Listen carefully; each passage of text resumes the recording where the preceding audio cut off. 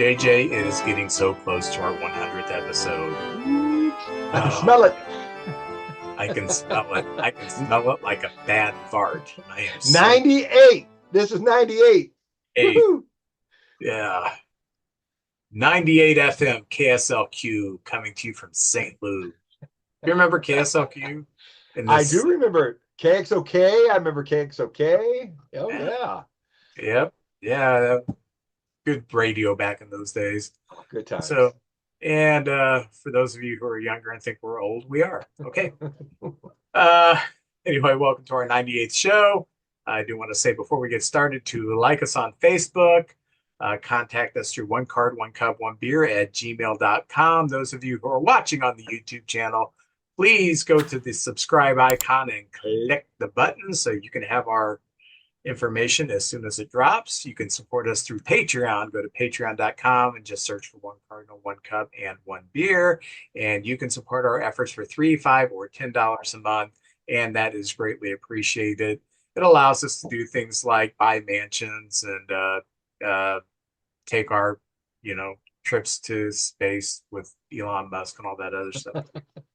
If you want to be a contestant, one of our trivia contests, the guest on a panel, if you have an interesting baseball story, if you just think you're a great guest, because and you wear a baseball jersey, then we'll probably let you on because we like to have our friends on the show. JJ, how are you doing?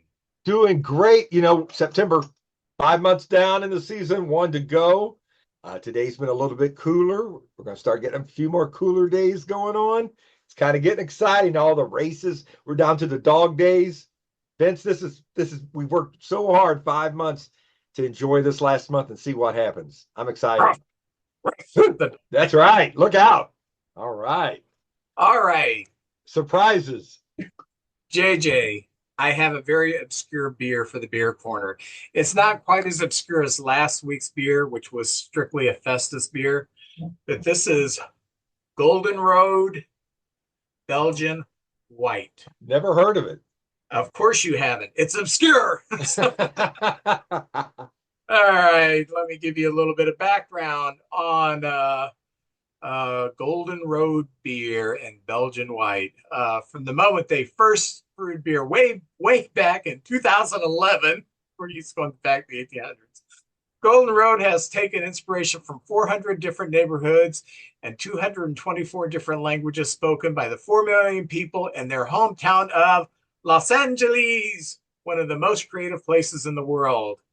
When it came time for their founder, Meg Gill, yes, one of the few female founders of U.S. craft beer in the nation, she sought inspiration for amazing craft beers, and she thought, what better place to begin than my hometown, Los Angeles, get a feel for it. So the Golden Road is brewed with soul and enjoyed with love. Golden Road prepares and pours not just fresher, more exciting beers, but at heart, a community of craft brewery dedicated to always giving back to the place where it all started. How did I get a Los Angeles beer? How did I get a this? Because in 2015, they partnered with Anheuser-Busch to launch an official national distribution. So even though they're a local brewery in Los Angeles, they are distributing through Anheuser-Busch, which is giving them national distribution now. So with the traditional light, crisp wheat beer, their Belgian white wheat ale is made with real oranges and American coriander for a brighter, fresher, cleaner flavor. The sweetness is subtle and lingers on the palate momentarily, while the zestiness of the real orange quenches thirst is the most refreshing and delicious way. I cannot read today. Who am I kidding? I've never been able to read that well. What you're supposed to do is you're supposed to garnish this with an orange peel to stimulate the senses, but I don't have an orange peel. But anyway, here we go. All right. Taking my trusty bottle opener. Oh, yeah. First class. What's on the label? What is that? Like the sunset? Yeah, it's palm trees and a sunset. Oh, yeah. I feel like I'm listening to the Eagles when that cracked open. You can't hide those line eyes, JJ. That's right. Ammo X, like 50 years old. And as I pour. Oh, yeah. Oh, yes. Look at that. Oh, yum, yum, yum, yum. All right. Oh, nice head on it. And as you can see, it is a white ale. Okay. And now's the moment of truth. Bon appetit. Is it going to be 4 stars? It's going to be 1 star. It's going to be 5 stars, 3 stars, 2 stars. Who knows? Is there going to be half stars? We're going to find out. Yeah. This might be a record breaker, ladies and gentlemen. Ah. Ooh, suspense. 2 stars. 2 stars. You're being honest. You get honesty here on the To be show. honest, it's probably more me. This just isn't my cup of tea.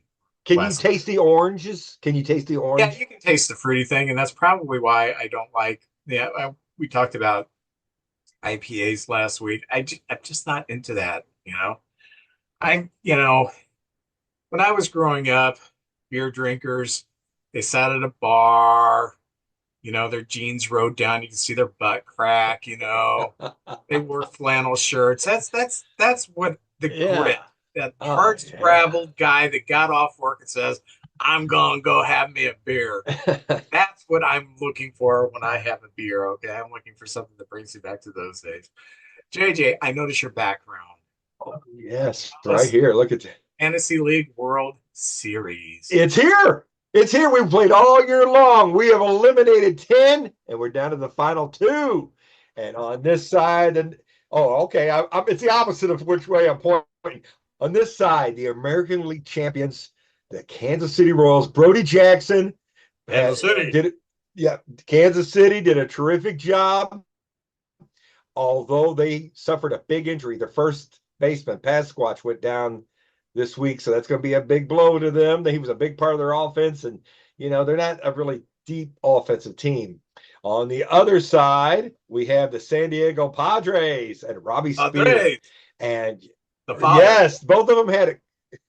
They both had it clinched by the end of with a week to go. So here they are meeting, and how this works is every win that a team gets counts as a run.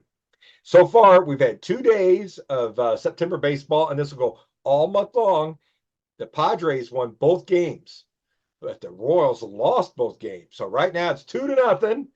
As we continue through this month, the Padres have a slight lead on the Royals. And we're not showing any favoritism. I'm a big Manny Machado fan, and I'm a big Bobby Witt fan. So I'm just having fun. I love Robbie Spears, and I love Brody Jackson. So equal across the board. Brody, you need to sit your boys down and have a talk with them. Maybe we can have one on at a time and come in and talk smack or talk strategy or talk, something about baseball, or have them both on. Kathy had an uncle, um, and his name was Russell, and he was kind of a simple man. Um, Okay. and he had lived a very hard life. He'd been homeless for a while, and then he went to live with his brother, Kathy's stepfather, and so he moved into the house with them. And he's a huge baseball fan. That's all he lived for was baseball. And this is when Matheny was managing the Cardinals. Every time they lose a couple in a row, Matheny needs to sit them boys down and have a talk with them. Hey, he needs to have a talk with them. You know what? He needs to sit them boys down and have a talk with them. So I like that. he I like passed that. away during COVID. Oh, But yeah, we have a lot of Russell stories. So oh, what a guy. very cool. Very cool. So We I got a couple of new items, if that's okay. I was going to go into my little spiel about our new items on the 100th show. I think during our big round table, we're going to draw names. We have a bunch of Tommy Her items. I wish I had some Cub things, but of course I'm down here in Missouri. I'm a Cardinal fan. It seems like I have more access to Cardinal things, but I swear the next time we do something, I'm going to try to have a Cub item. And I've had a few, but it's just so much easier for me to find Cardinal stuff. So during the 100th, oh, there we go. I like it. What is that little thing? I like it. it's a Beanie Yeah. Baby. It's a beanie. Is that a beanie baby? Okay. Yeah. You know what his Very name cool. is? Rhino? No. I don't know. I named him Schwarber. Oh, Schwarber. Yeah. There you He's go. kind of built like Schwarber. I was thinking that after you said that. So Yes. I think I got him about, I don't know, 2017 or so. So I named him Schwarber. So, Well, our good friends down at a boys' dream hobby shop down in Caledonia, they have donated this Tommy Herr autograph ball, and it's in a case. There, oh, there it is, right there. So that will be one of the things that we raffle off. And again, I think right now I have about 18 to 20 names in the fishbowl, and we'll just stop, pick out a thing. I also have a baseball card of Tommy Herr signed. I believe this is 1981, and it is signed. Oh, right there. Right there. There we go. Tommy Herr autograph card. That's a very nice card. And then I have an authenticated picture. And all this came from a Boys Dreams hobby shop. I go down there about once a week, and they always have neat things. And there's the Tommy Herr uh, kind of stretched out, a little cheesecake for the ladies right there. And he has written Tom Herr. He doesn't like to go by the name Tommy, by the way. We always call him Tommy Herr. He likes to go by Tom Herr. So you Cub fans can call him Tommy, I guess. But anyway, Tom Herr, 85, 110 RBIs with less than 10 home runs, and he's blowing a bubble there. And I told Vince it's reminiscent of the Burt Reynolds Playgirl centerfold, or as I didn't see that, I heard about it, but the Unknown Comic. Uh, he was making fun of it, and he had 2 sacks, and you guys could figure out the rest. So anyway, those will be the 3 items that we give away on our 100th episode, which is just 2 episodes away, ladies and gentlemen. 2 episodes away. JJ, I do commend you for your newfound ability to completely disappear. That has been so cool to watch you do that. Do it one more time. Come on. Well, it seems like I got to hold something up, and then The amazing disappearing JJ. oh no, I can't do it. Oh well, look at You this. can't do it. You can't do it whenever you're like trying to do it. So, I'm like a mutant that can't control his powers. man. Oh, I I the Cubs last or 2 weeks ago they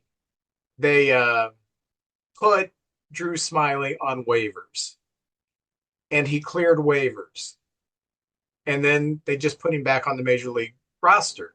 The reason they put him on waivers was they were trying to get him under the salary cap, or not the salary cap, the luxury tax. But no one claimed him, so they just put him back on the major league roster. And this sparked a debate amongst Cub fans online. Like, I thought he was waived. Why is he back on the team? So I tried to explain there's a difference between being waived, being DFA'd, and being released. And then I thought, I wonder if there's probably a lot of baseball fans that don't know the difference because a lot of us use those terms interchangeably. So um, let me explain this. Please, I'm kind of confused on it myself. Yeah, if a player is waived, any team can claim that player. So Drew Smiley is waived, any team can claim that player. So if more than one team claims the player, the team with the weaker record will get the rights. So they start like he was a National League pitcher. They start with the worst in the National League. I think maybe the Rockies or the Marlins at that time. And they pass and they just move on up until they finally get to the Dodgers, the Phillies, the teams with the best record. And if they pass, he has cleared waivers. Okay. If a team picks him up, then what they do is they pick up the remaining contract and he's just a part of that team. So if you're waived and the team claims you, you become just a part of that team. Your old team that waived you does not have any financial responsibility to you or any employment to you.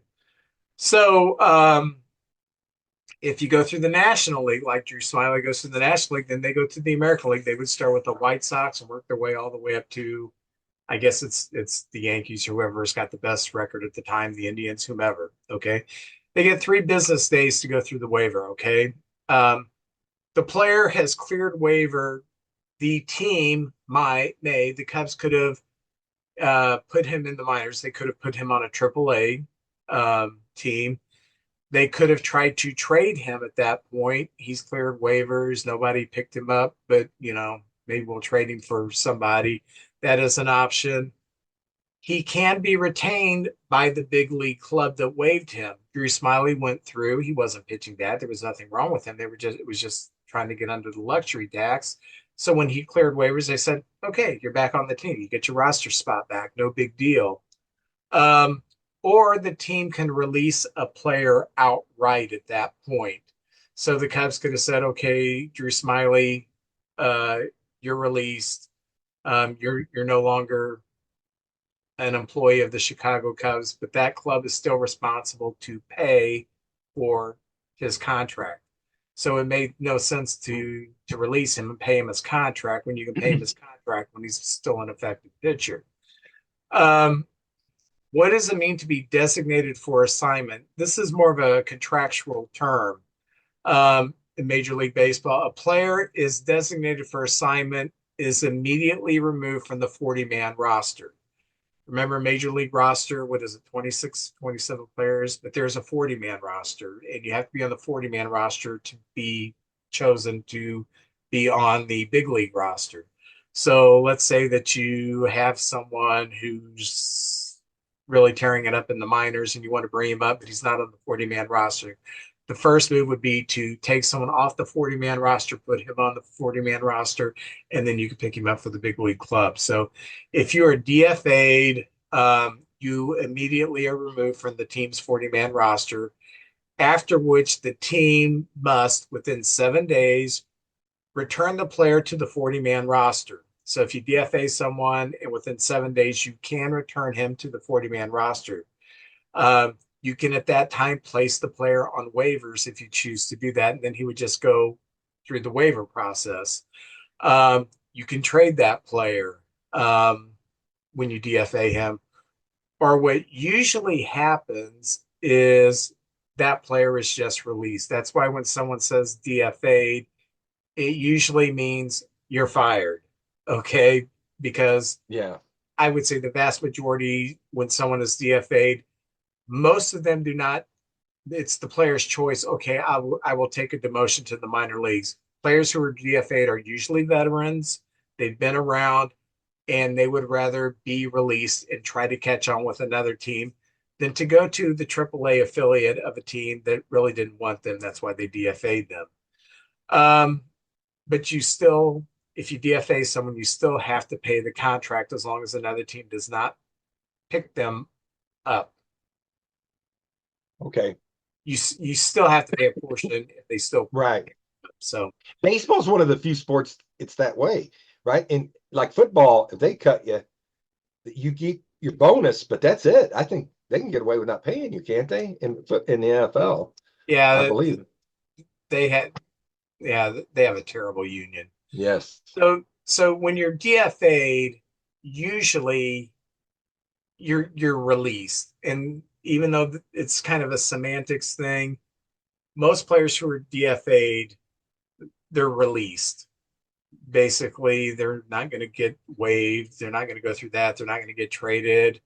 They're just, all right, we're DFAing you. You either accept the AAA contract or the AAA demotion because you'd still be on the major league contract.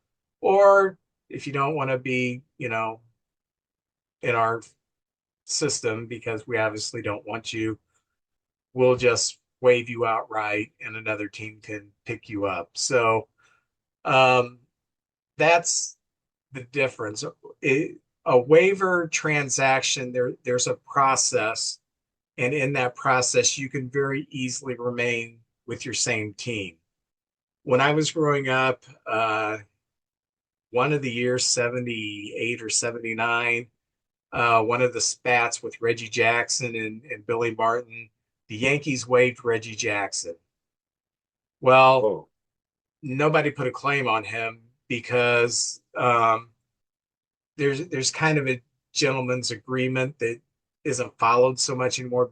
But back in our day, if you waived a player and you wanted them to clear waivers, so that I don't know, kind of as a punishment thing.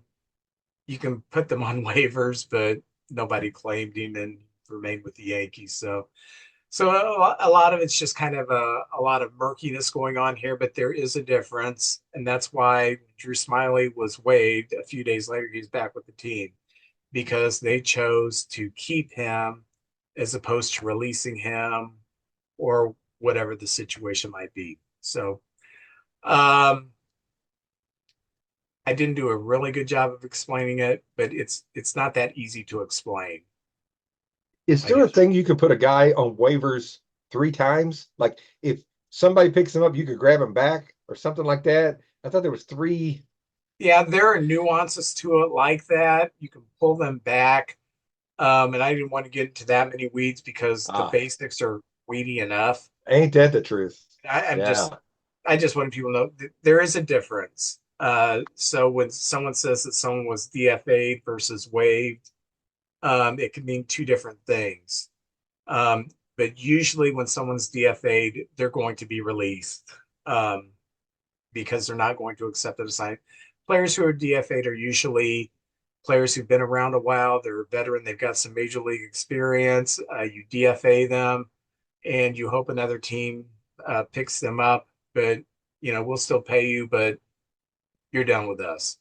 And the reason why most players do not accept the minor league thing is because it'd be going back to a team that basically wanted you gone to go into their system. So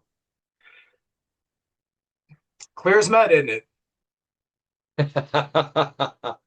Hey, Vince, you know what I'm loving this year? There is two players. I mean, when we were kids, there's these historic years where Brett almost hits 400, and you just realize what a joy having this guy, Tony Gwynn and Wade Boggs, and that year Bob Welch won 27 games and some great relievers. But this year, Aaron Judge, you just almost take him for granted. This guy's 6'7".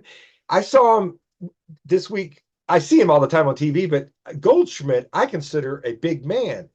And he was standing next to Goldschmidt, and Goldschmidt was a little man compared to Aaron Judge. And he plays center field. And what a year this guy's having. We talked about it earlier this year. April, maybe to mid May, the Yankee fans were booing him. And what? He's like a one man demolition crew. He's must watch TV. But over on the other side, this is what I really wanted to get to is Otani. And when he pitched for the Angels, I was like, all right, yeah, he hits home runs and he pitches and he's incredible at both. My gosh, without him pitching this year and he's recovering, so he can pitch next year. This guy's having an all-world league. He's almost hitting 300, but he's the sixth member of the 40-40 club, and that's pretty remarkable. I've got the list here. It's a short list. There's 6 guys on this list. Jose Canseco was the first in 1988, 42 home runs, 40 stolen bases, and 151 games that year. Then we go to Barry Bonds in 96, 42 home runs, 40 stolen bases. Alex Rodriguez in 98, 42 home runs, 46 stolen bases. Alfonso Soriano played for the Cubs, correct? Yes. Alfonso Soriano. This was in 06, 46 home runs, 41 stolen bases. Acuna Jr. just last year, 41 home runs, 73 stolen bases. And now here we are with Otani with just a little less than a whole month ago, 44 home runs and 46 stolen bases. He's always a threat at the plate, even when he makes an out. It's exciting. I've enjoyed watching this guy so much. Got the privilege of watching him this year, and he's been just a DH. He's been a DH this year, and my gosh, no one has come this close to the 50-50 club, and that would be, just when you think, there's nothing new in the game of baseball, it's 150 years old. This is something that well, I think we may remember for the rest of our lives. And unless he gets hurt, Vince, I think he's got a great shot 50-50. What do you think about him? I think it's amazing. And there's the debate going on and this is what baseball fans are built. We debate things. Oh, yeah. Um, who's greater, Judge or Otani? Um, Otani. I've yet to see Judge have a sub-3 ERA and strike out 200 hitters. Um, that's taking nothing away from Judge, but Otani's just a freak. This this year, well, the 50-50, but Judge has a shot at the Triple Crown. I think he only lacks in the batting title, and he's not far behind in that. So there is an outside shot. He could win the Triple Crown, which is pretty amazing in itself. And he plays center field. But yeah, Otani, my gosh. And he's got as much power as anybody. They were showing on MLB channel a lot of historical home runs in different parks. And he's went there in this short amount of time he's played and out and hit just as far home runs as some of the farthest home runs in each ballpark. So that's amazing, man. Yeah, and Yankee Stadium is much more hitter friendly than Dodger Stadium, and That is true. Dodger Stadium's always been a pitcher stadium, and Yankee Stadium with this newest version that they built, they have that like jet stream that goes out right center. So you know, I'm not saying Judge ever gets cheap home runs because he could hit them out of the Grand Canyon. But it's just a reality that it is easier to hit in this newest version of Yankee Stadium than it is for to hit in Dodger Stadium. So speaking of that, do you know what the um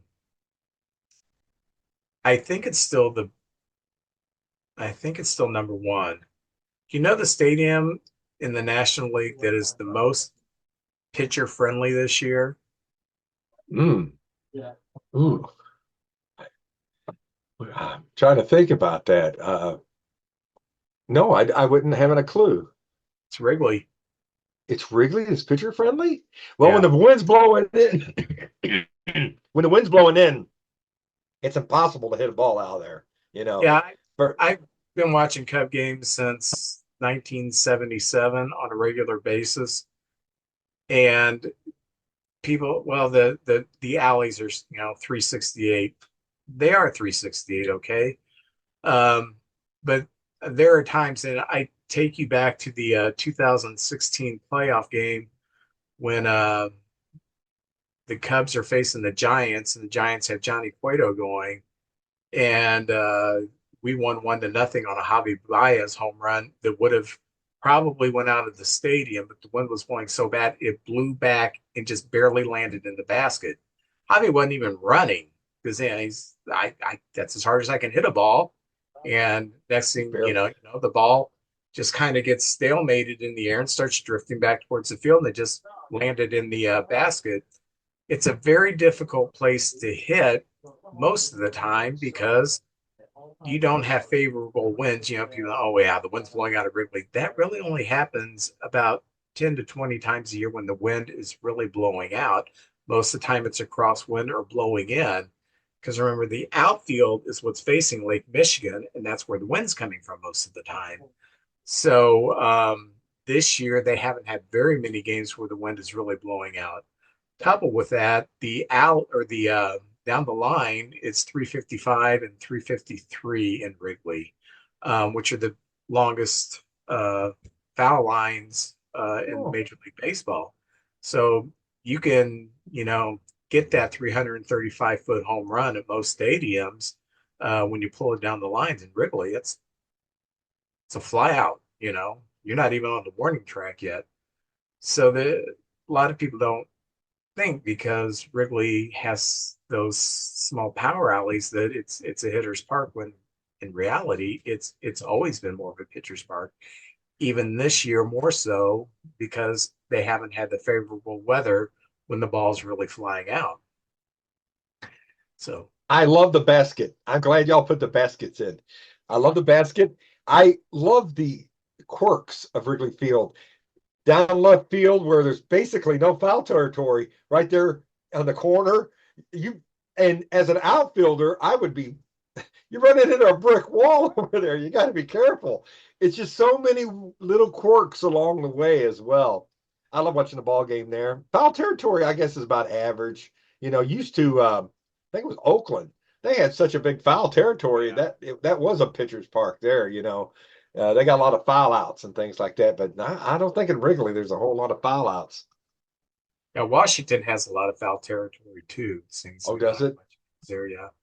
Um, when the Cubs play and the wind is blowing in, I actually favor more because we don't have the pitchers who are going to strike out a ton of guys. So I always feel like we got an advantage. So our hitters know that there's no reason to try to knock a home run today. Just go with the ball, hit the ball the other way, scratch out a run some win. Remember when Bush Stadium put in a basket for a few years? Yeah, we Uh, moved the wall in too. I remember there was a time because George Hendrick led the team in home runs one year with 18.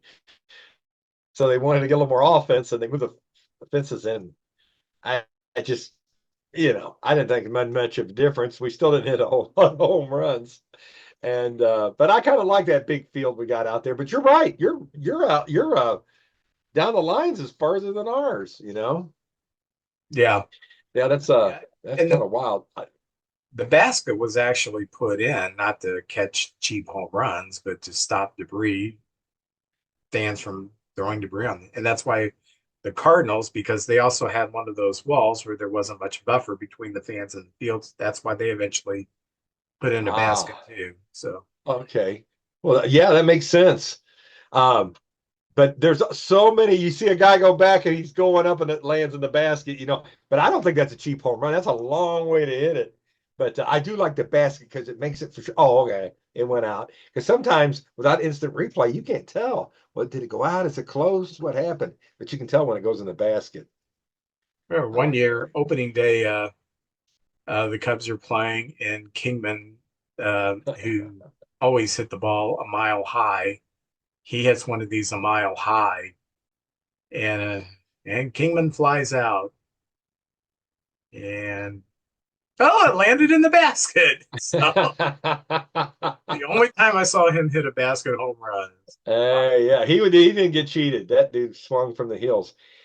Hey Vince, there is a documentary on MLB Channel this month about Greg Maddux. Have you gotten a chance to see that yet? No, And let me tell you something. It's a must watch. It's great. I'm going to be honest. I'm a Cardinal fan, but I'm a baseball fan. And Greg Maddux, I think, in my lifetime, is my favorite pitcher. Steve Carlton, Greg Maddux, my two favorite pitchers of my lifetime.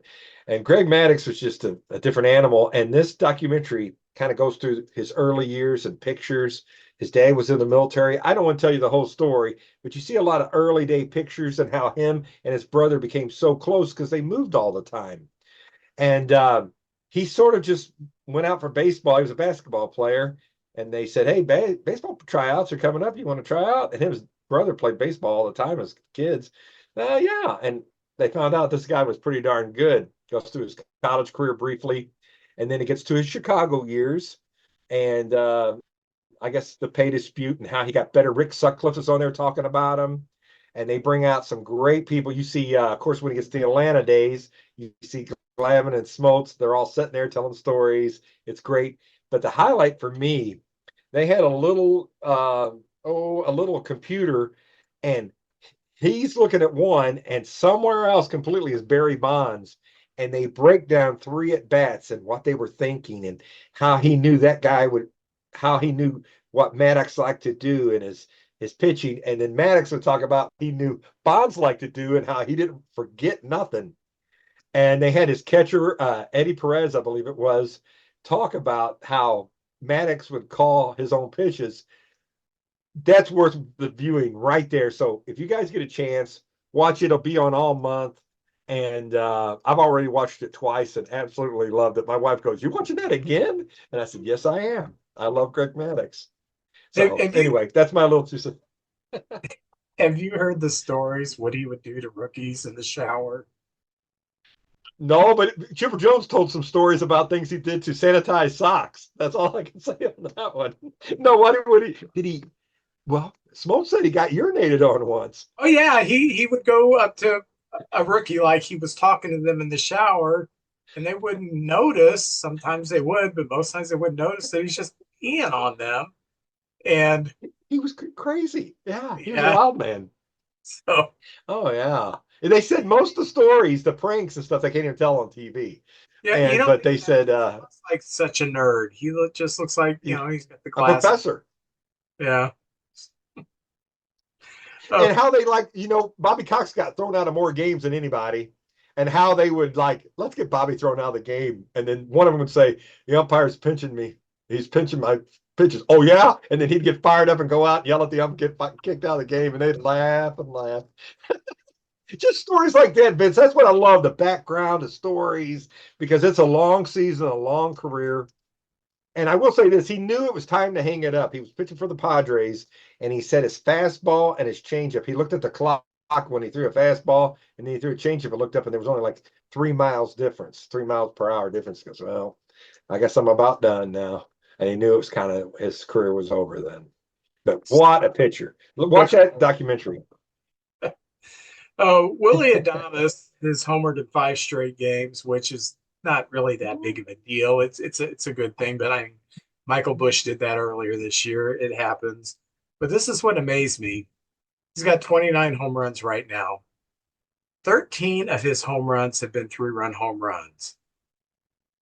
That ties Ken Griffey Jr. as the most 3-run home runs in a season. The reason it is so difficult to hit more than a solo home run is the pitchers really bear down. And let's say that you're up to bat with nobody on base or just free and easy pitching, and you hit out a solo home run. Okay, that's just 1 run, particularly when you're up by a few. It's not like it's a big deal. But when runners are on base, that's when pitchers really bear down and they really pitch against the big inning, which is against the home run. So it gets much harder to hit home runs with men on base, in particular when they're in scoring position. That's why it's very difficult for players to hit with the bases loaded because that's the time when the pitcher is really bearing down. So when you got a couple guys on base, it's very difficult to hit a home run, and he has done it 13 times this year, which I find completely amazing. And this guy's going to be a free agent. I don't think Milwaukee's going to be able to hang on to him, and he's going to have 30 I home don't either. runs. He's a very good defensive shortstop. He's a team leader. Um, I think he's gonna rake in some cash somewhere. What do you Yeah, think? he's very popular in Milwaukee. Yeah. Well, we've got Win. I would love to have him, but we got Win. Cardinals will spend a lot of money anyway. But I hope he stays in Milwaukee. He's loved there. Vince, if you walk around the ballpark, I bet you on any given day you're going to see 250 of his jerseys in the crowd. They absolutely love him. He's a perfect fit there. He's a big reason they're successful the last 4 years. I'd hate to see him go somewhere else. I hope Milwaukee comes up with some kind of plan where they can keep him 3 or 4 more years.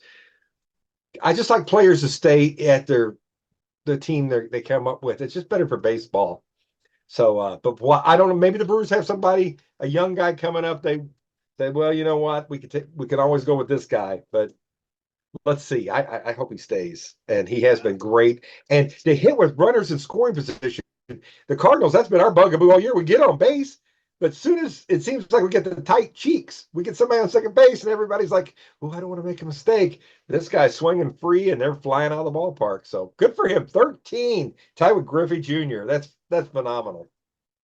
Yeah, I think someone's going to pony up a lot of money, and he's at an age where this is going to be his one shot at making big money. And I think Milwaukee, they shelled out the big money contract for Yelich, and he's had some decent years since then, but he's also had some lost seasons due to injury. And I just don't see them. I see them kind of like uh, the National League version of Tampa Bay. That they're only going to go so far, and they don't have a problem letting players go when they're, you know, Corbin Burns close to free agency, or they just don't seem. They traded Hader away, while they were in a pennant race. They just don't Yeah, you're really. right. They'll do stuff like that. So, in other words, I don't think they're going to. And I'm not saying they're cheap. I'm saying that they are not the Yankees. They're not the Dodgers. They're not bringing in all that money. and they've got to be a little more judicious where they spend their money. And um, are you going to pay this guy $150 million contract and cripple yourself from, you know, other players? Whereas, maybe you can sign three guys for that same amount of money. You're You're not going to right. have a superstar, but if you got three good players, that would be more advantageous to you. I just find that amazing that he hits that well with runners on base. Oh yeah, I'm with you. I'm with you. Did you hear they're thinking about they're batting this idea around about having two first base, one for the runner and one for the fielder. A lot of times the ball sometimes carries into the runner, and if a guy I've seen I think it was Cliff Floyd break his arm because he reached in and then the fielder hit his arm. I remember there was a time where there was going to be a collision over there, and Mark Grace slowed down and caught the first baseman because he didn't want to hurt him. And but they're thinking about having the first base like in a regular position, but then one that's next to it where the runner would run and tag that one. I don't know if you've heard about that, and just seeing what you thought. I don't know. I kind of like the way it is myself. I haven't heard about that. Um, Uh, I don't know how far along in the talks they are, but I every once in a while in a game they mention that. mm, I Yeah. don't know right off the bat. I do kind of like the way things are, but I do understand if you can take away a few injuries a year. I think most injuries that happen first base are weather related. Oh, Bad. sliding, twisting the ankle. Yeah. Yeah, the bases are not they're slippery when there's rain on them. And I Oh, you're think most of right. these I've seen didn't Harper get injured that way running? Oh, yeah. It twisted and then he like popped up and went over the bag. Oh, yeah. I Yeah, remember that. so I don't know if that's much of an issue with injury on a normal dry day. But I do see that, and if someone's running down the first base line and the catcher has to come off the base, catch the ball, and do the swipe tag, and the guy runs into his arm, he breaks his arm. I don't know if having the bag over just one bag is going to stop that much. You're right. I don't know. Yeah, you're right. And two sometimes, and I know the Cardinals are big on that. You try to cheat over as much as you can and get in the line of the throw as much as you can without being out of the line and getting called out. But if you just had a bag over there, and I think it'd be tough for the umpire to make calls. You're looking at two bags, you're watching the throw, and then you got to watch his foot over here next to it. It might be a little bit rougher, but I have seen a few guys hurt, but I kind of like it the way it is right now. Yeah, I don't see it happening. But All right. what Yeah, do I'm I with you. I know I'm with you. Bag sucks. So, got anything else before we jump into news? Well, the last thing I have is we've always been talking about the Chicago White Sox. Well, they're to 107 losses already, and their team record was 106.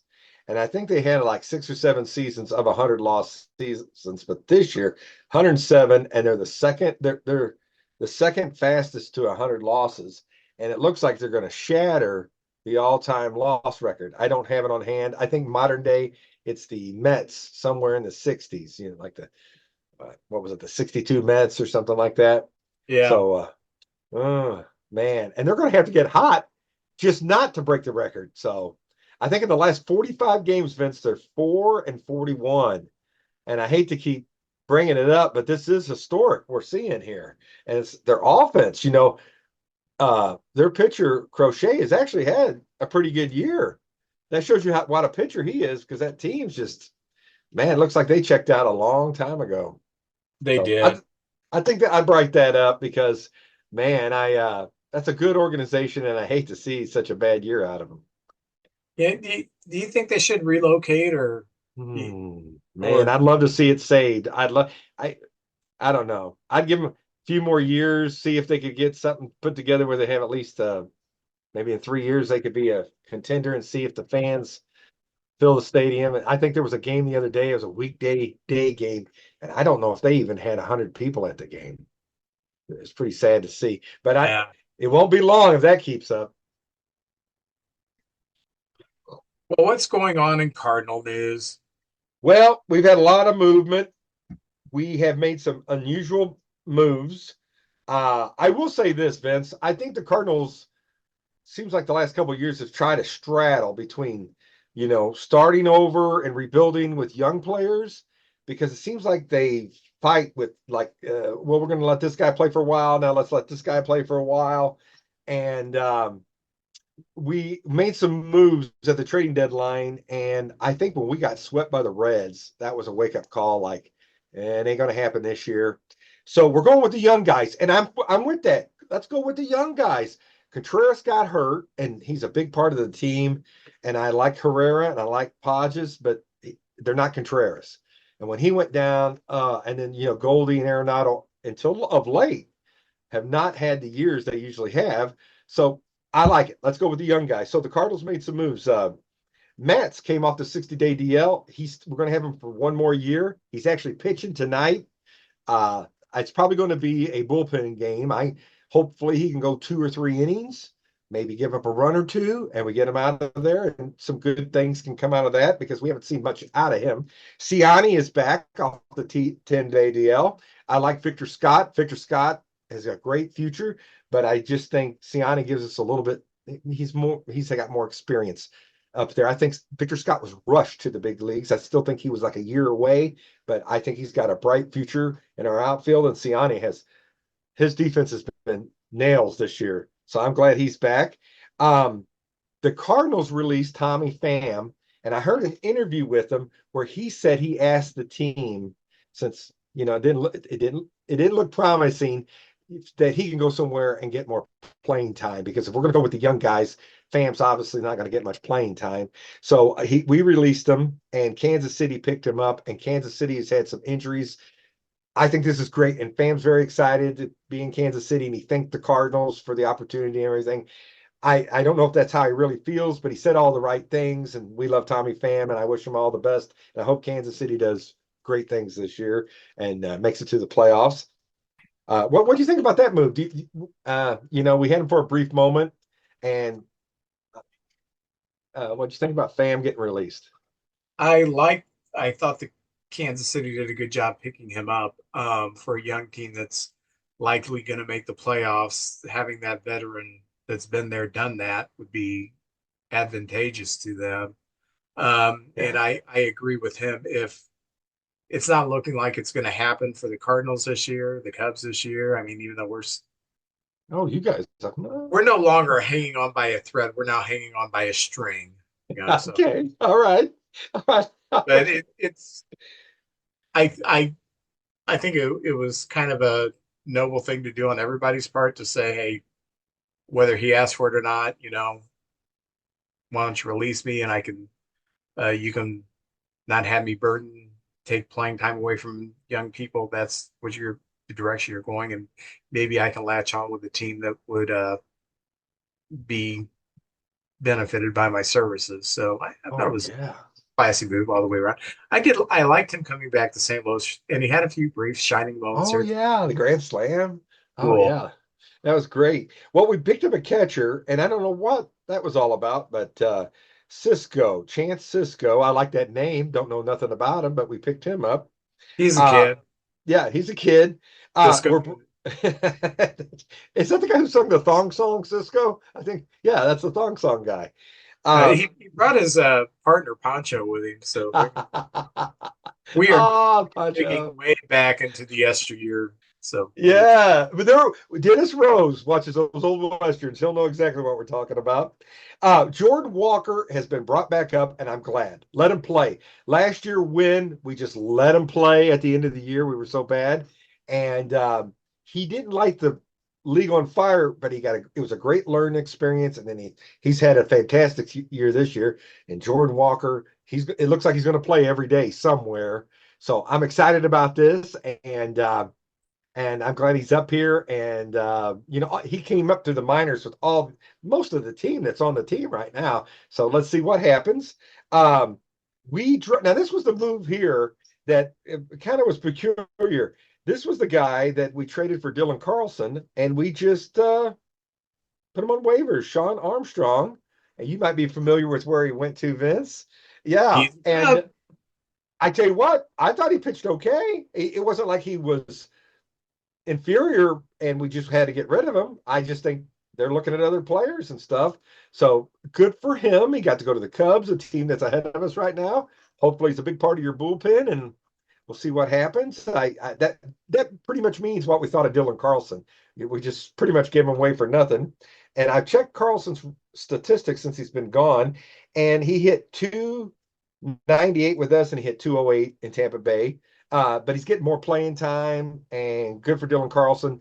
He might become the player everybody thought he would become one day. So, happy. I'm happy for him, and I hope everything works out. And then that's basically it on that front. We also, so I like the moves. Luca Baker's up. Um, so that's kind of what's going on with us right now. And so in the week, the Cardinals are on a real tough stretch. And we've been playing some really top-notch teams. We've played the Brewers, the Yankees, San Diego, the Twins, Milwaukee, the Dodgers. It's just been a rough go of it. But the Cardinals, in their last 13 games, are 8-5. And on this real tough stretch, they're 8-7. And I remember a lot of the experts on the radio would say, they'll be lucky to win 4 games. It's tough to predict. Who knows? But I'm very happy with 8-5 in our last 13 games with the schedule we've had. This week, we played San Diego on Tuesday and lost 7-5. Let's see.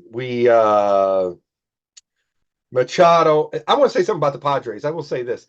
This team, there's such chemistry on the team, and they're all such good guys and good sportsmanship.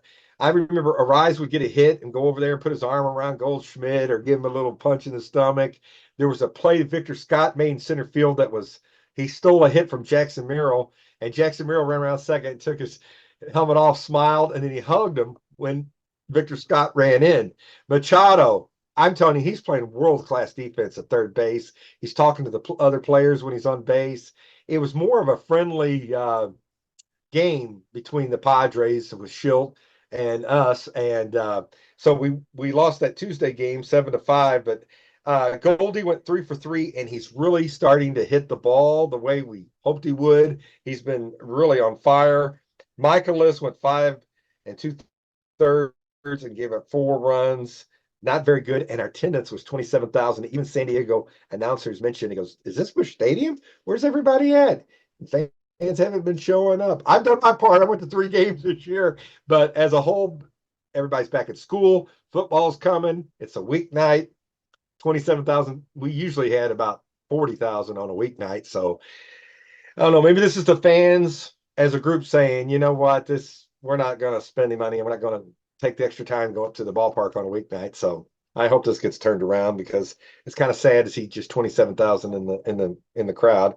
Wednesday we played. It's a 4-game series. It's the game 3 of the series. We win 4-3. Helsley gets the win.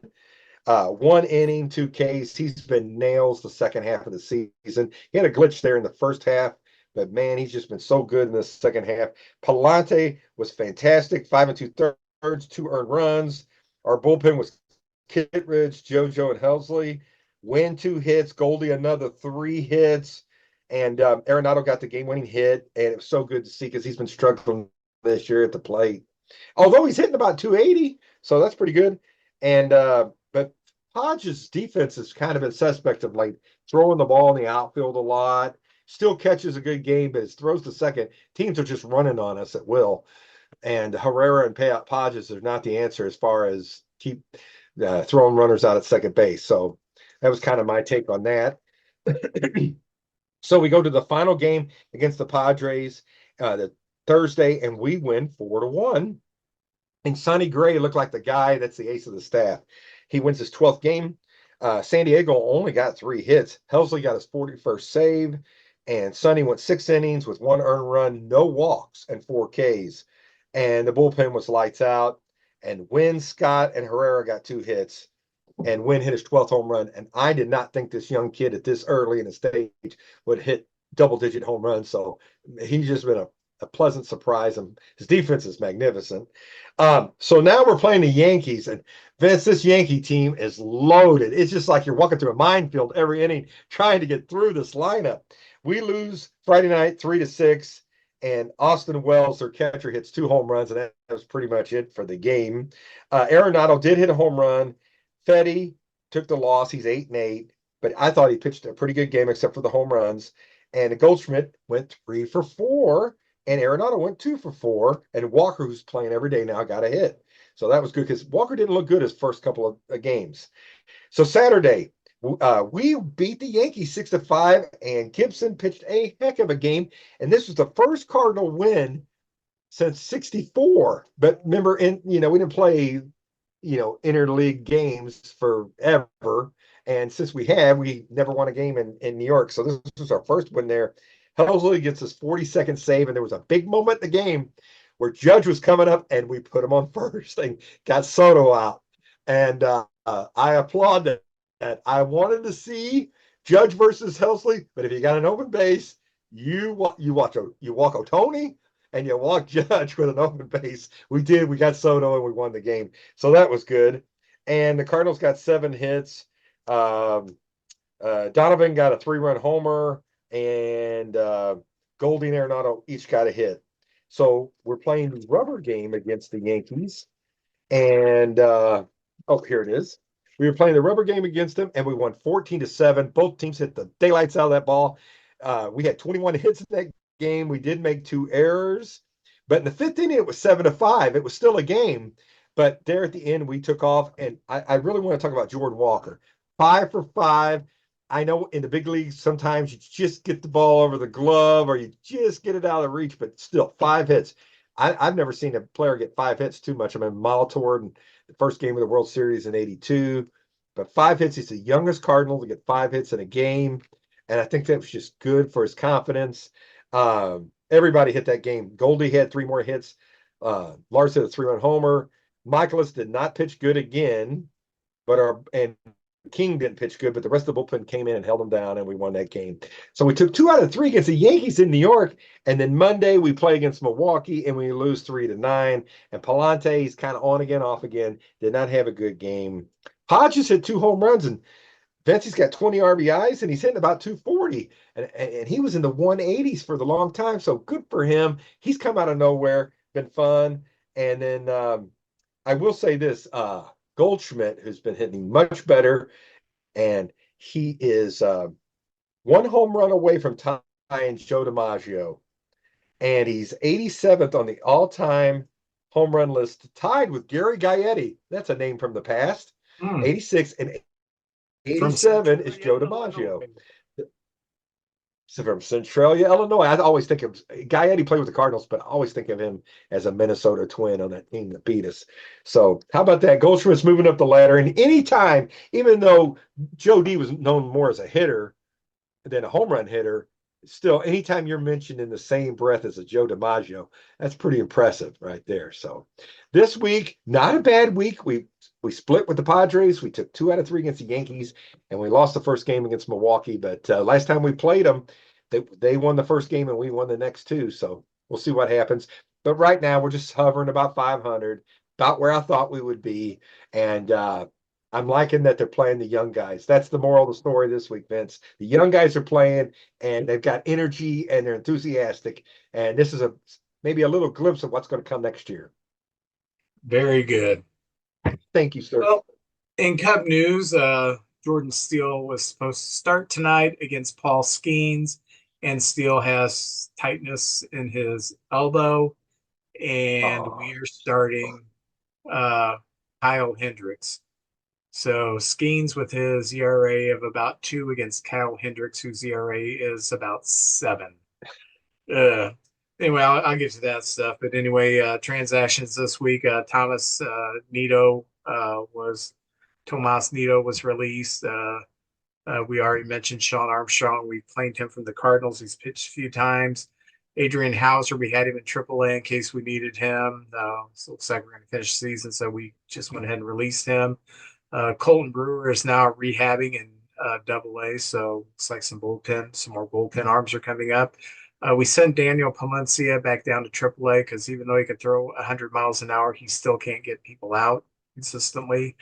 Um, Jordan Wicks is up for the 60-day IL, which I'll get into that pretty soon. And Miles Mastroboni has been added to the big league club.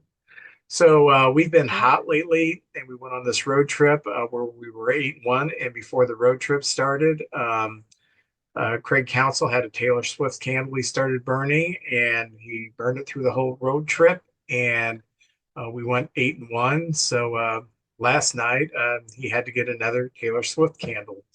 So Taylor Swift helps any, but we do have this. So we've had a heck of a week. We were 5-1. Last Oh, Tuesday against Pittsburgh, we won 9-5. Suzuki with a couple hits, a couple RBIs, home run. Swanson with a 3-run home run. Amaya, 2 more hits. Amaya has been tearing the cover off the ball, and he was hitting below 200, and they set him down for a few games and talked to Nelson Cruz, and Nelson Cruz told him, you don't need to be doing that leg kick, eliminate it. So now he doesn't do a leg kick, and since then he has been the best offensive catcher in the National League. In that game, Steele did pitch 5 innings, gave up 2 runs, and the next game was the special game against the Pirates. Going into the 7th inning, we are down 10-3. Teams going into the 7th inning down 7 runs were like 0 and 100, 1,160. I mean, just you're not gonna our percentage, our chance of winning was less than 1%. So we're losing 10-3. And we score 11 runs in the last 3 innings, and we won 14-10. Hap had 3 hits, couple RBI. Suzuki 2 hits. PCA 4 for 4. Bethancourt, our backup catcher, 3 for 5, 7 RBIs. 7 RBIs. Unreal. He hit a home run in the 5th, and then he had a couple more hits and drove in those 7 runs. Just an awesome day for a backup catcher. And I think he may have earned a spot for our backup catcher. I like what we got for catching for the next year if we keep Amaya and Bethancourt, because Bethancourt still has a cannon. I mean, you can't steal off of him. He is a weapon behind the plate. He's not a good pitch framer, but man, if someone gets on base, they're not going. In that game, Hendricks pitched 1 2/3 innings, gave up 8 hits and 6 earned runs. Ooh. Yeah. But in the end, Porter Hodge won the game. He's now 3-1. He's good. And yeah, we like him. So then on Friday, we go to Washington and we play the Nationals. We win the first game 7-6, even though we were up 7-3, and we made it interesting at the end.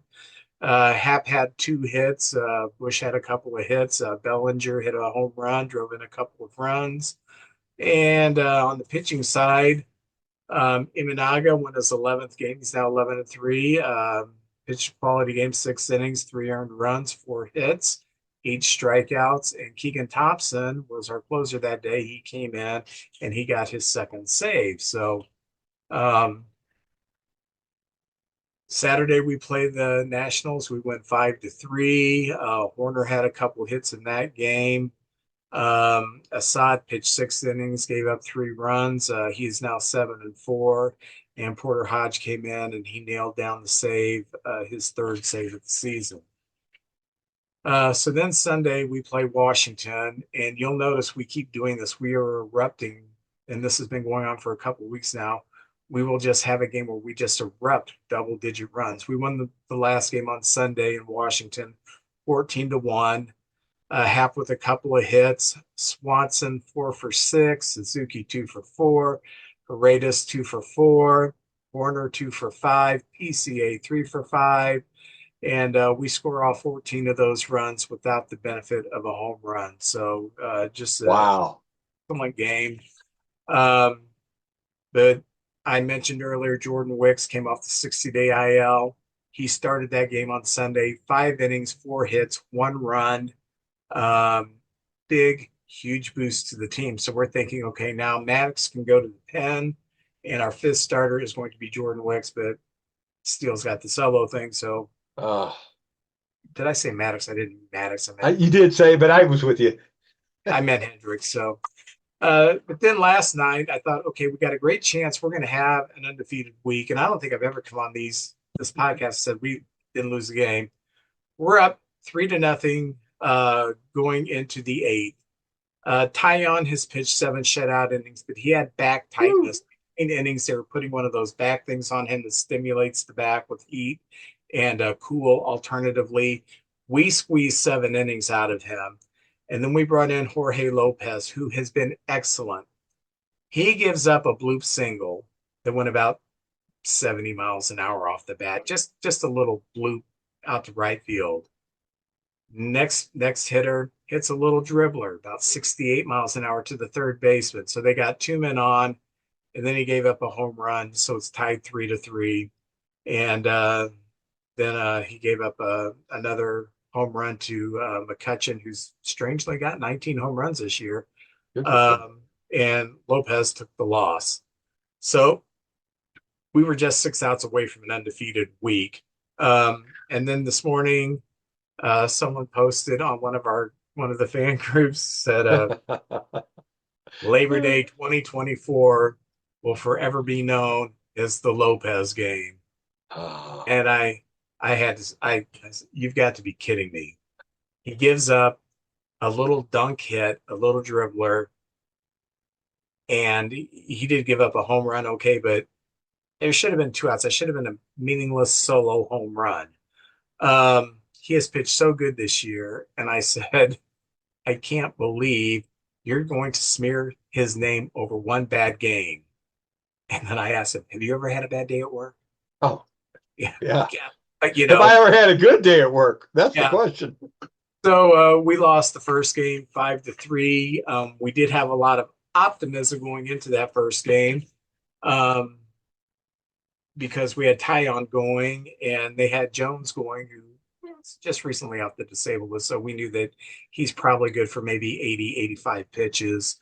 But it just didn't work out that way. That's baseball.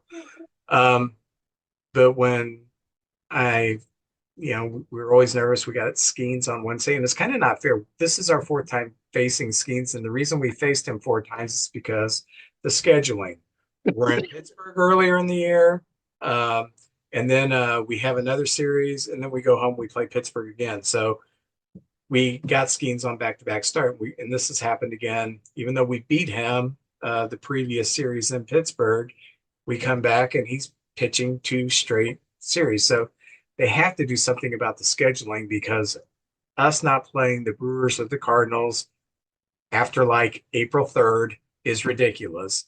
And having all these games pushed together within a week and a half, that's not baseball scheduling either. So they need to do something about the scheduling. But very happy with the Cubs. I still don't think we're going to make the playoffs. I think that if we finish off, I think we're 4 games above 500 now. I think if we finish with 84, 85 wins, considering all the pitching injuries we've had this year, I'm going to count it as a successful season. And I know people don't want to hear that because we thought the Cubs were going to be going to the playoffs and win this weak division. But man, we have been beat up this year, so I'll take it. Go ahead. I'm sorry I interrupted. No, go ahead, finish. I give a lot of respect. I thought we had a shot at winning division. I thought you guys had a shot. I thought everybody but the Brewers had a shot. So I give a lot of respect to the Brewers. They show me I don't know what I'm talking about because they lost their best pitcher. They lost the reliever over the last couple of years, their coach who was, and all this, and they're kicking everybody's butt. they're just there's them and then the rest of us back here. So a lot of respect to them. And I tell you what, you Cub guys, I tell you what, that PCA every month, I think he's getting more and more confident and looking like a major league ball player. He's got all the talent in the world, but he's just looking more confident at the plate. And I think that's a big piece of you guys' puzzle right there. This guy could be, he's electrifying out there. So congratulations on having a great player. Well, That's gonna be in fun. August, he batted about 300. He's hitting with pop. He's driving in runs. He's stealing bases, and he's playing excellent defense. I can honestly say he is the best player on the field right now. He's still batting eighth, and they're going to keep him there for the rest of the year. But next year, he will definitely bat leadoff. He last year started the year. He had 19 plate appearances for us, did not get a single hit, completely overmatched, particularly with the high fastball.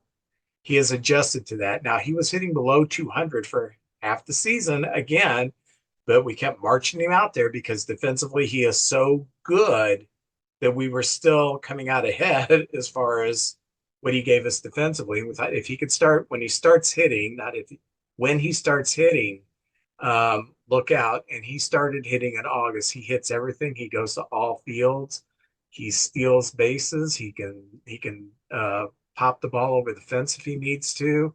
I think that he is everything and more than we expected out of him. And I really believe that we have a perennial all-star on our hands. And I think that we're going to see that next year when he starts off the season with all the stuff that we've learned. You talked about how last year they just kept putting Win out there because they were out of it, and that benefited him this year. That's kind of what we did with PCA this year. Kept putting him out there, kept putting him out there until things started clicking, the game started slowing down, and he's looking like the player he did in AAA the last year. He's looking like that now this year. He's a hard out. He's a hard out. He's not one of those guys I'm going to pitch around somebody to get to. He's a hard out, and if you're going to get him, you're going to have to throw a lot of pitches and trick him or something because Yeah, he's adjusted very well. and he may be one of the top five bunters in the National League right now. I give you that. He can drag it. He can put it down the third base line. He can do the hard bunt past the pitcher to where he can catch a second baseman trying to get to a slow roller, basically, and he beats it out. He's just an amazing player. He puts pressure on the defense because he's so darn fast. Good Oh, Lord.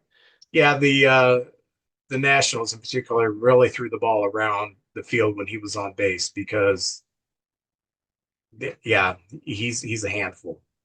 So at one time, they did a pickoff, and he's on first base, and I mean the pickoff throw missed the first baseman by I don't know 4 feet, and PCA winds up on third base. I mean, it's not just that he's going to get second base; he keeps going, and he's very good players. Oh, who else is a good player? Oh, he's always my all-star team, Jeremy Connor. Connor is a good player. Comes a time in every man's life when he needs some advice on relationships. You need to listen to the podcast DMDR, which stands for Dating, Marriage, Divorce, Remarriage, from my good friend Jeremy Connor, the Dr. Phil of the Boot Hill. You can find DMDR on Spotify or whatever platform you choose to listen to your podcast.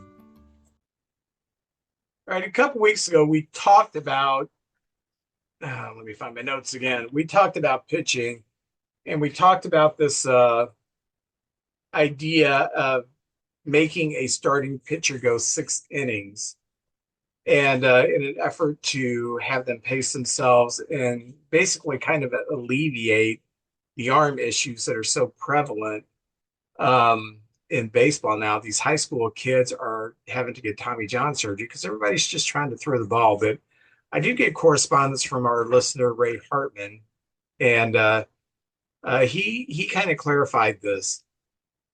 He said the way this would work out is that the starting pitcher would go 6 innings with 3 stipulations. Number one, if he has 4 earned runs before the 6th inning, you can take him out. Okay, so if he's 4 2/3, 4 earned runs, he's out. Injury, you can take him out, but if you take him out he is automatically put on the 10-day IL. So he better darn sure be injured if you're going to go take him out. Or if the pitch count reaches 100 before the sixth inning. If you're in the fifth inning and you have 105 pitches, they're not going to put you back out there in the sixth. Excuse me. Um, Now, Ray, he gave his personal opinion that his thought on today's pitching game is most, not all pitchers are only going 4 to 5 innings. Then the relief has to come and pick up the game. And that's been the trend for a few years now. He says that maybe the game is evolving that way, but like Vince said, like I said, pitchers don't throw competitive pitches anymore with 2 strikes. They just don't. They throw hard, hard, hard, and then breaking. And Ray said it's kind of boring actually, and I do kind of agree with that. I like a good strategic strikeout. I like it. Yeah. You load the bases and there's nobody out, and you strike out the next 3 hitters. That's awesome. Congratulations. I don't like seeing all the strikeouts when there's. I when you strike out, nothing happens. You're right. There's no action. It may be awesome and impressive, or oh wow, did you see that pitch? Oh, that's cool. But as far as like something awesome, unless it's like to finish a game and an important series or something, it's not. It's just a strikeout. Yeah, I kind of equate the strikeout to the home run. It's very sexy, but when you Yes. look at the home run, it's such an enigma because there is so little action. The ball goes over the fence. The player just kind of trots around the bases. The fielders just kind of wander around, and the fans go crazy. There's really not a whole lot of excitement. I mean, there's excitement that the ball went over the fence and your team is scoring runs, but as far as the play itself, it's not an exciting play. And I kind of see the strikeout that way. In situations, it's exciting, but when you just break it down, it's just a strikeout. What happens? A player throws a ball, a player catches the ball, a player swings at the ball, and nothing happens. You know, so if we go to a situation like this in an effort to save arms and pitchers learn to pace themselves, I kind of like the stipulations that he's put in here that I guess he's dug deeper on it than I did. That if there is an injury, you can go get them. They got 4 more earned runs, you can go get them. They have 100 pitches, you can go get them. But if they're not doing anything egregiously wrong, then they could stay in the game. Yeah. And we, in my mind, we have to find some kind of a solution to not have all these pitchers going down. Yeah. Right? Your thoughts? Oh, Vince, I love what you said about the home runs compared to the strikeouts. I was at a game at Texas Rangers Stadium, and this was in the steroid era, and it was 11-9. Yeah, everybody was lifting the ball to the warning track, and it was a 11-9 game, Texas, and I think it was the Royals, and it was just like, oh, here's another home run.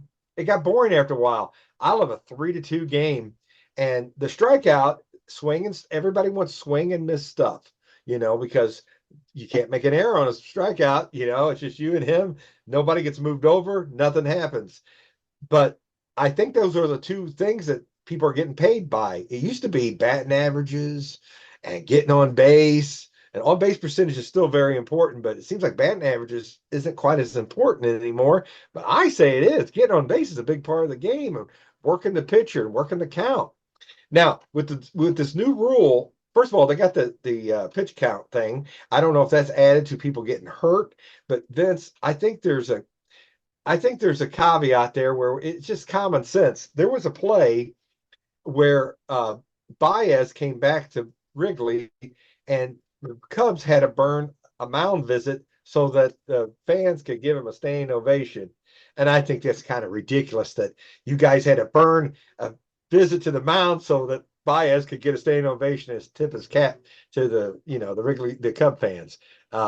some of that's kind of ridiculous where they want to call a ball right there because it went over the pitch count thing there, or the time limit or something like that. But I do like the organic part of the game because sometimes things don't happen inside these rules. And I'll give you, for instance, there's sometimes pitchers just lose their stuff. Rick Ankiel was a promising young pitcher, and there was a big playoff game. He was probably under immense, he's a rookie under a lot of stress, and he could throw a strike to save his life. And I was really worried because he could throw very hard. I was really worried for the batter's health because he wasn't coming close. So maybe that could be one of the rules too. If a pitcher just can't get anything over, or he throws 3 consecutive walks or something. Bob Moose was a great pitcher with the Pirates, and he just lost it one day. He had the yips or something. Sometimes that happens, and I as a fan, when I go to the ball game, I want to see. Like I'm going down to Springfield this weekend, and I'm hoping that young kid Quinn pitches. He's one of our big prospects. Could be up on the team as early as next year. But if he was pitching Saturday, I knew it. I would be there to watch him pitch. And I do like the matchups, like when it was Wayno and Kershaw, or Skeens versus Steele. And I was in Chicago. I definitely have to be there to see that matchup. But I don't know, Vince. I don't know if that's the answer or not. There are too many injuries. I think they can learn just to. I don't know. They don't.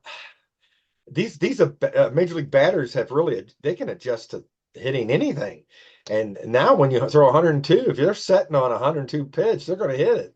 So I don't know what the answer is. And a lot of times we're not going to see these young pitchers like Skeens pitch because I do think they have him on a pitch count where he's going to come in. He's thrown way more innings than he has previously. And I think they're just going to have him on like maybe a 60, 70 pitches. And so a lot of times, and Strasburg, I remember he was another phenom that came in the league, and they just shut him down at the end of the year because he went over his pitch limit.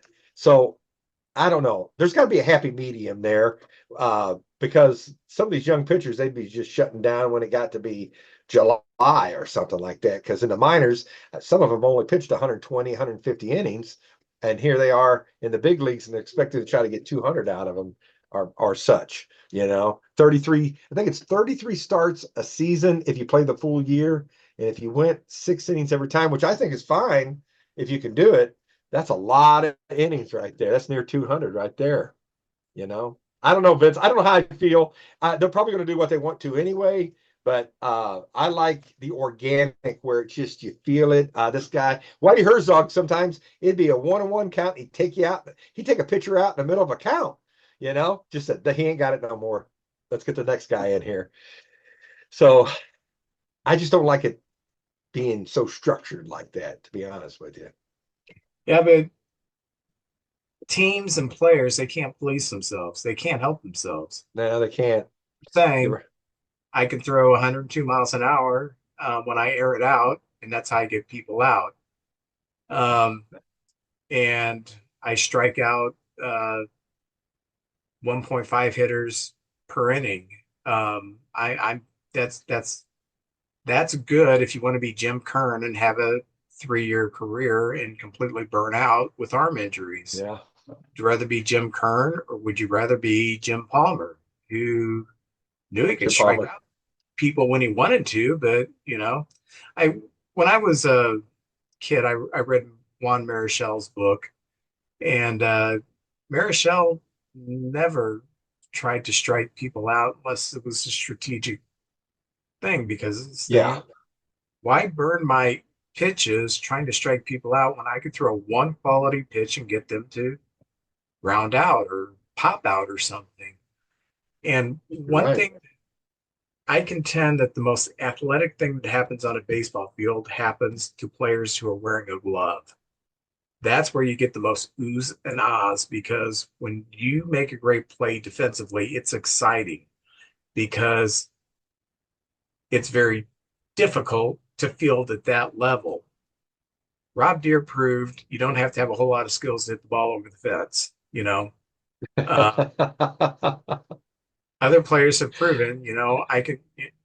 Um, Pitcher for the Giants, Ed Halicki, who used to strike out a lot of hitters, but he would walk a lot of hitters, and he always had this he had a short, mediocre career because he was trying to strike everybody out. Um, I I I like a game where the defense is a part of the game to the point where you Oh, see great plays, and I like a game where pitchers pitch more with their brains and less with their arms. You know, this is going to be the third podcast I've said this on. Non-competitive pitches drive me nuts, and every pitcher throws them with two strikes. I'm going to throw, you're right. you know, it's 0-2, but the next two pitches, I'm just kind of playing, and I'm going to bear down on this third pitch. Oh, I have this. Now it's 3-2, and you got pressure on yourself. Next thing you know, you've walked the guy. Just go for the damn out, okay? Yeah, I'm with you. Um, if you take 2 miles off your fastball, but you can place that where you want it, you're going to be a much more effective pitcher. Oh yeah. Sandy Koufax could not be anything but a struggling major league pitcher until I think it was Norm Sherry told him as his catcher, you don't have to throw that hard, man. Just let up a little bit and try to place the ball where you want it. And that's when he took off. He still He nearly struck out dominated. 400 people in a season. Um, but there's just times when it is advantageous for you to try to do more with less.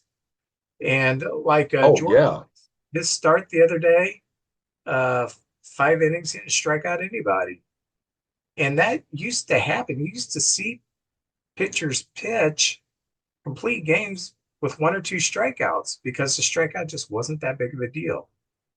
It used to be if you were a pitcher and your strikeout rate was half or more of your innings pitched, you were considered a strikeout pitcher. So if you pitched 200 innings, Yeah. but you struck out 110 people, yeah, you're a strikeout pitcher. You get your Yeah. strikeouts. Um, Jim Cott, I remember the year he pitched for the Cardinals. I remembered it because I had a strat card, pitched 50 innings, and he only struck out 8 hitters that year. It just unreal. Yeah. So He could put it right where he wanted it. He could put yeah, it right where he wanted it. and the last pitcher that was like that was Maddox, and he could strike people out. He struck out 3,000 people, but he chose when he was going to. I need a strike out here. I've got a runner scoring position. I need a strike out here. I'm going to bear down. I'm going to make sure that I throw a quality pitch. He wasn't wasting pitches. He was trying to get them out with the next pitch. And that's what I kind of like to see. I don't know what the answer is. I just know I, this. Defense is fun to watch. I don't see yes. that arms are getting blown out, and that's not good for the health of the game. And people say, are we ever going to see a player win 300 games again? Absolutely not. You're going to be likely to see players start 300 games now because of the arm injuries. Oh, yeah. And I do think wins are important. A lot of statistic people think, oh, wins are just a byproduct that's team and then you got lucky. I mean, you just were in long enough to get it. But I still say to stay in the game and have your team take the lead and keep your team in the game, that's a skill. And I think wins are important. We might have maybe one or two 20-game winners this year, and we just don't see that many 20-game winners anymore. But I'm with you, Vince. I like the defense. Even I saw Arenado hit a ball, and Machado made this play that only a handful of guys could have made. And I had to tip my cap. I was in the room watching it by myself, and I tipped my cap and go, Arenado, what else can you do? And sometimes I'm just pleading with the Cardinal hitters, just put the bat on the ball. Just put the bat. Good things could happen. You just never know. Sometimes they throw the ball away. And yeah, I'm with you, Vince. Just I like to see it. Just action. I like to see action instead of just walking back to the dugout. Yeah. But I'm with you. I don't know what the answers is. I would like to see more 6-inning games pitched. If this is what it takes, so be it. But I think it would maybe force teams to say, all right, you're going to have to really put a lot in there. You're going to have to work the corners. You're going to have to change speed. You're going to have to learn a third pitch and stuff like that. I'll be honest with you. The the two eras in baseball that I've lived through that I did not like. I did not like the steroid era. It was softball, it was arena baseball, whatever you want to call it. It was ridiculous. Um, too much home runs. And Yeah. so many people look fondly back. Oh, the steroid era was so great. You know, I don't care that they were on steroids, a lot of home runs. Again, okay, it's exciting maybe because there was a lot more fireworks shot off, but it wasn't exciting baseball to me. The other era I didn't like was the one we just got back, we just finished with, and we're transitioning out of now, was the defensive shift thing, the extreme Oh shifts. I did yeah. not like that. I did. I don't like a guy hitting a screaming one hopper to right field, and it's just, oh well, it's a ground out to the second baseman actually because he's playing 200 feet You're back, you right. know.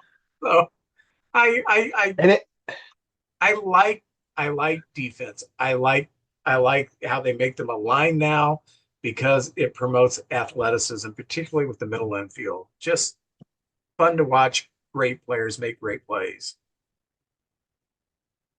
and Vince, I will say in that same era we just got out of, Antonio La Russa, he played within the rules, but they would bring these relievers in and face one guy, then bring another reliever in, and the game was just so drug out the last 2 or 3 innings. And I like this new rule where you got to come in and face 3 men. You've got to, it's that strategy. I know you want to just pitch the lefty to the lefties or whatever, but now this guy's got to come in and face 3 different guys, and they might bring a pinch hitter in and all that kind of stuff. So I like that rule, and it keeps the game moving. It keeps it moving. So this era, I'm with you, is better than what we just got out of. Well, we've kicked that horse around. What are you opening?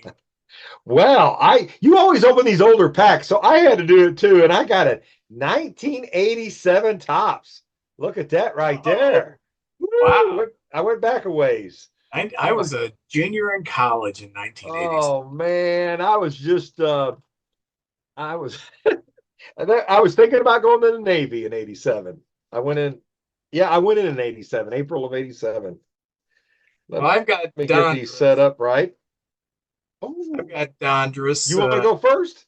Yeah, go ahead and go first. I don't know the year because Dondras doesn't put the year on it. I'll open and find Oh, out. those do. Oh, all righty. Who do you got? I'm going to say you've got two Hall of Famers.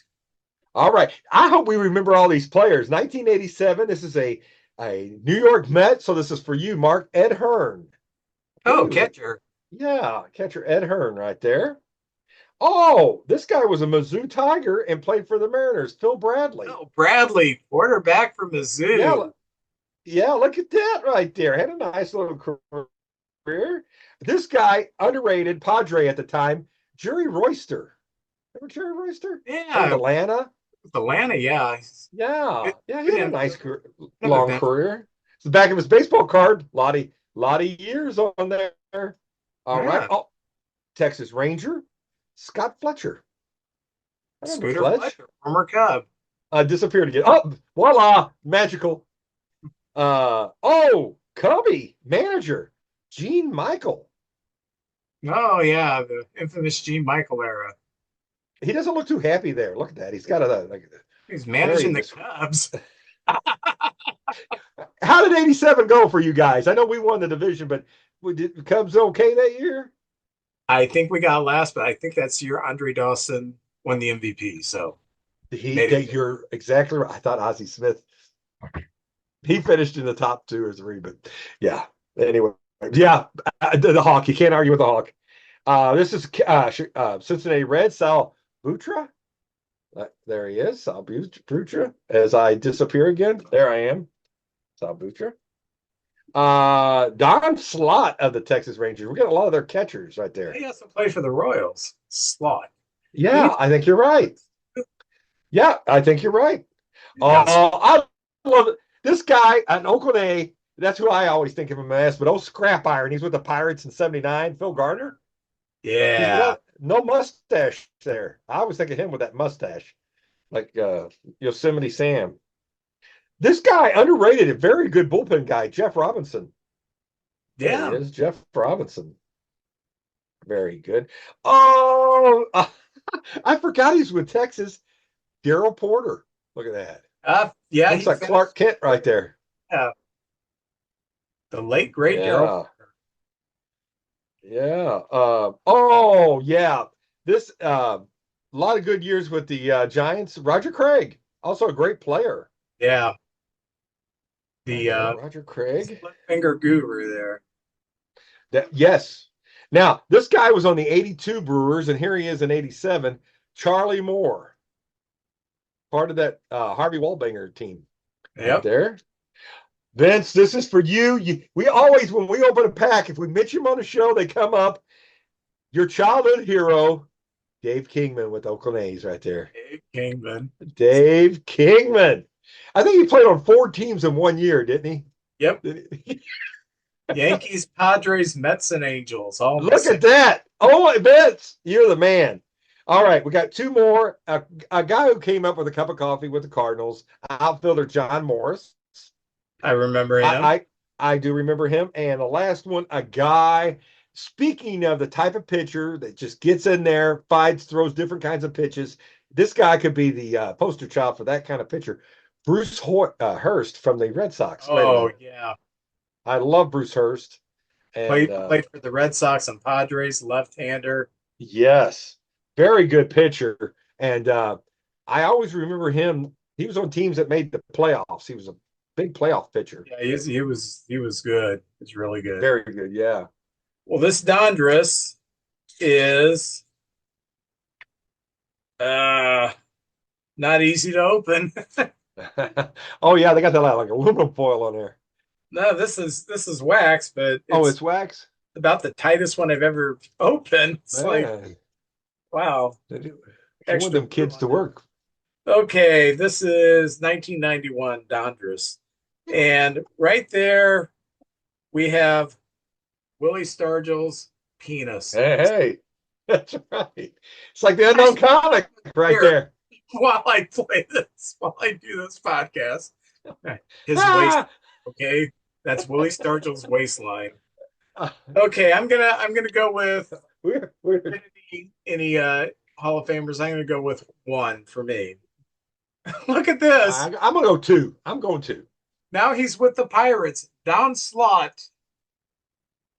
Don Slott mania. It's Don Slott night tonight. Yeah. Pitcher for the Guardians, then known as the Indians, John Farrell. Remember him? Was he on MASH? Yeah. Catcher for the Orioles, who is he managing now? The Orioles? Bob Melvin. Who's Bob Melvin managing now? Oh, the Giants. Giants, okay. He's the Giants manager. Yeah, he left the Padres last year and went down to San Francisco. Oh, I like this guy. A lot of speed. Good spark plug to a team. Played with the Giants, played with the Twins. Danny Gladden. Oh, yeah. He was on that team in 87 that whipped our butts. Yeah. Rated rookie, first baseman for the, I guess, Mariners. Yeah. Tino Martinez. Oh, yeah. A Yankee. And he played for the Cardinals there at the end of his career. Oh, yeah, there at the end. Ah! Woo. You have a Hall of Famer. Yeah. Diamond Kings. As a catcher at this time, Craig Biggio. What a player. Man, what a player. Good 4th outfielder, designated hitter for the Royals. Also played with the Braves, Gerald Perry. He was a Cardinal, too. He was. You're right. I do remember that. The pride of Southern Illinois University. We had him a few weeks ago. Great all-star player, Steve Finley. Nice career. Very good career. Astro, Oriole. And here's the man who was too good for the Lou, Gary Templeton. Yeah. I met him since then at a car show. Very nice guy. Looks great. Knees are bad, he said, but man, 100, he hit 200 hits in a season, 100 from each side of the plate. If you look real close, he is flipping off the fans right there. I think it was the cameraman, not the fans. Not Gary. Former Royal, former Angel, current Angel, Color commentator, good pitcher Mark Gubasa. Oh yeah, I didn't know he did play-by-play. Former closer, pitched for the Expos, Mets, uh, Boston, a few other teams, I think. Twins, Jeff Reardon, Oh yeah, nice career. closer. Oh, the guy who ushered in the power hitting number two hitter for Tony La Russa's Oakland A's, Dave Henderson. Dave, Red Sox. Uh, Yeah, good player. World Series hero, Jim Leveritz. Oh yeah, Uh, Former catcher for the Dodgers, former manager of the Angels, Mike Scioscia. Mike Scioscia, very good player. Brought the Angels their only world championship as a That, manager. that, that's right. Oh, for the Braves, the guy who is infamous in Pittsburgh. Oh, Sid. left on the bench. I don't know, some guy named Francisco Cabrera. I hope he can get a hit somehow. Breaks the Pirates' hearts, and the Braves go to. Yes. And oh, speaking of that Pirate team, their third baseman, former All-Star Jeff King. Jeff King. Jay Bell, Jeff King over that side. Yeah, they were good. They were really good. That was a good team. I got one. I got Biggio. Very good. We doubled down on Don Slot, which Hey, Don Slot night. we were probably the only podcast who could say we doubled down on Don Slot, had a Don Slot night. I don't know. Don Slot may become our new BB Richards. Who knows? Yeah, Don Slot. All right. Well, JJ, I got to get up early, so I got to go to bed. So we're going to I conclude understand. this, and we will be back with episode 99 next week.